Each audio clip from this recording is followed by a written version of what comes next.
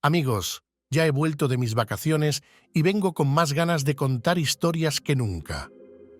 El relato de hoy se titula La presencia maligna y comienza así. La familia Hernández se mudó a una vieja casa en las afueras de la ciudad, buscando tranquilidad lejos del bullicio urbano. El padre, Miguel, un hombre trabajador y noble, había conseguido un ascenso en su trabajo, lo que les permitió comprar la casa. La madre, Laura, estaba encantada con el amplio jardín donde sus hijos, Ana y Tomás, podrían jugar, y ella podría plantar flores y frutos. Sin embargo, desde el primer día, Ana, de 6 años, se mostraba inquieta. Comentaba sobre el hombre en la sombra que veía desde su ventana. Al principio, Miguel y Laura lo tomaron como una simple imaginación infantil, una respuesta común ante el cambio de hogar, o simplemente el champín le había subido a la cabeza.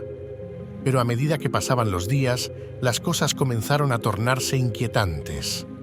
Por las noches, Laura escuchaba pasos en el pasillo, suaves pero constantes, como si alguien caminara de un lado a otro. Miguel lo atribuía a las viejas maderas de la casa, pero Laura sabía que era algo más. Sentía que la casa los observaba, que algo siniestro acechaba en cada rincón. Una madrugada, Ana se despertó gritando: «¡Está aquí! ¡El hombre en la sombra está en mi cuarto!». Laura corrió a consolarla, pero cuando llegó, la temperatura del cuarto era gélida, mucho más fría que el resto de la casa. Y en la esquina, bajo la luz tenue de la luna, algo oscuro se movió, aunque no había nadie. Días después, Tomás, el hijo mayor de 12 años, también comenzó a notar cosas extrañas en la casa. Al principio eran pequeños detalles, puertas que se abrían solas, luces que se apagaban sin razón. Pero pronto, los eventos fueron más perturbadores. Una noche, mientras se duchaba, el vapor del agua caliente empañó el espejo. Cuando salió de la ducha, notó que había algo escrito en el vidrio empañado: «Rata de 2 patas». Tomás pensó que quizás era una broma de Ana, aunque sabía que ella no podría haber entrado sin que él se diera cuenta. El comportamiento de Ana se volvió más errático, se aislaba, hablaba en susurros con algo invisible, y sus dibujos estaban plagados de figuras sombrías que darían miedo incluso al hombre del saco. Laura, preocupada, decidió consultar a un médico, pero los análisis no revelaron nada fuera de lo normal. «Es el estrés de la mudanza», les dijo el doctor. Pero en su interior, Laura sabía que algo oscuro los estaba acechando. Esa misma noche, Miguel despertó sobresaltado y sudoroso. A su lado, Laura dormía profundamente, pero algo había en la habitación. Lo sintió, una presencia pesada, opresiva. Al girar la cabeza hacia el rincón más oscuro del cuarto, vio una figura delgada, alta y oscura, mirándolo fijamente. Cuando encendió la lámpara, la figura desapareció, pero el terror se había apoderado de él. Decidida a encontrar respuestas, Laura buscó información sobre la casa. Visitó el archivo local, donde una anciana bibliotecaria le mostró viejos registros. La casa había pertenecido a una familia hace décadas, pero todos habían muerto de forma trágica en extrañas circunstancias. Se decía que el padre, desesperado por las voces que escuchaba en su mente, había asesinado a su esposa e hijos con un machete antes de quitarse la vida. «Es un mal lugar», dijo la anciana. «La casa está maldita. Nadie debería vivir ahí». Laura sintió un escalofrío recorrer su espalda. Al regresar a casa, compartió lo que habían descubierto con Miguel, quien aún se mostraba escéptico. «Es solo una leyenda de una vieja loca», dijo, intentando mantener la calma. Pero esa noche, Laura vio algo que la hizo dudar de todo. Ana estaba sentada frente a la ventana, mirando fijamente al jardín oscuro. «¿Qué haces aquí?», le preguntó Laura. Ana, sin apartar la vista del exterior, respondió en un susurro: «Él me está llamando. Quiere que lo sigamos». El comportamiento de Ana empeoró. Se volvió distante, su mirada estaba siempre perdida y su piel cada vez más pálida. Cada vez hablaba menos con su familia y más con él, como ella lo llamaba. Una noche, Laura entró a su habitación y la encontró dibujando frenéticamente en las paredes con carbón. Las imágenes eran inquietantes, figuras humanas deformes, rostros distorsionados, y en el centro de todo, una sombra gigantesca, con ojos rojos pero llenos de maldad, y en la mano, una espada formada por huesos. Laura intentó detenerla, pero Ana la empujó con una fuerza inusual para una niña de su edad. «¡No me toques, zorra! Él no quiere que te acerques a mí», gritó, con una voz que no parecía la suya. En ese momento, Tomás comenzó a tener pesadillas. Despertaba gritando, afirmando que algo lo observaba mientras dormía. Una noche, mientras corría al baño en medio de una de esas pesadillas, notó algo aterrador en el espejo, una figura sombría detrás de él, pero cuando se volteó, no había nada. Sin embargo, podía sentir el frío, el miedo y la sensación de que ya no estaban solos. Desesperados, Laura y Miguel decidieron contactar a un sacerdote para bendecir la casa.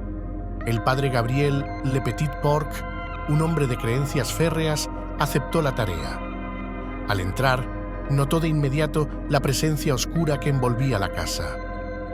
Mientras caminaba por los pasillos, rezando y rociando agua bendita, las luces parpadearon y el aire se tornó pesado y asfixiante, como si fuese consumido por otro ser. Al llegar a la habitación de Ana, el sacerdote se detuvo en seco.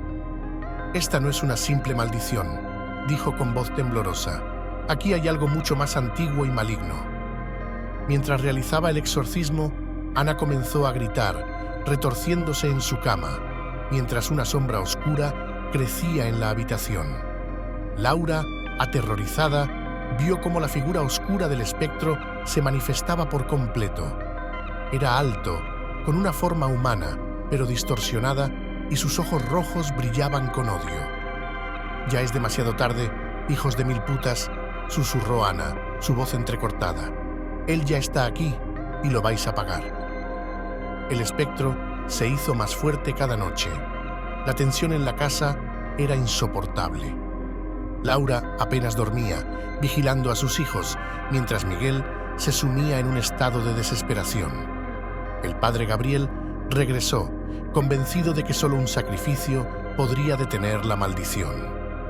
El espectro no era solo una entidad que acechaba, sino el espíritu atormentado del hombre que había vivido en la casa. Había sido condenado a vagar entre las sombras, buscando vengarse de cualquiera que ocupara su hogar. Su única salida era un sacrificio humano, una vida inocente, a cambio de su libertad. Tomás comenzó a actuar de manera extraña, como si fuera él quien debía entregarse. Empezaba a hablar en sueños lenguas desconocidas, caminaba por la casa de noche, dirigiéndose siempre hacia el sótano. La familia decidió vigilarlo de cerca, temiendo lo peor. Una noche de tormenta, Ana desapareció de su cama. Laura y Miguel la buscaron frenéticamente por toda la casa, hasta que oyeron un grito proveniente del sótano. Bajaron corriendo, y ahí, en medio de la oscuridad, estaba Ana, de pie frente a la figura del espectro. Su rostro estaba pálido, pero su mirada parecía tranquila, como si por fin fuese a encontrar la paz. «Él me dijo que debía hacerlo», murmuró Ana, extendiendo una mano hacia el espectro. Laura intentó correr hacia su hija, pero Miguel la detuvo, paralizado por el terror. El espectro levantó una mano y el aire en la habitación se congeló. Con un susurro apenas audible, Ana cayó al suelo, sin vida, más muerta que Manolete. El espectro desapareció en la oscuridad y con él la maldición. Pero el precio fue demasiado alto. La familia, rota por el dolor, se dio cuenta de que el espectro nunca quiso a Tomás. Siempre fue Ana su objetivo. Y ellos, sin saberlo, la habían entregado al destino más cruel. La casa quedó en silencio, pero el sufrimiento de los Hernández perduraría para siempre. El fin trágico no solo marcó el final de la maldición, sino el inicio de una nueva, el dolor interminable que ahora acechaba a quienes quedaron vivos, consumidos por la culpa. La familia rota decidió al día siguiente ir al pueblo más cercano para jugar al billar y así olvidar la reciente muerte de su hija, con la mala suerte de ser un día lluvioso. Mientras conducía Miguel hacia el pueblo que estaba a 1 kilómetro, se durmió al volante y se salió de la carretera estrellándose contra un árbol. Miguel y Laura murieron. También Tomás, que iba en los asientos traseros. Al final fue un trágico final para toda la familia. Fin. Si les ha gustado, denle like y suscríbanse. Gracias totales.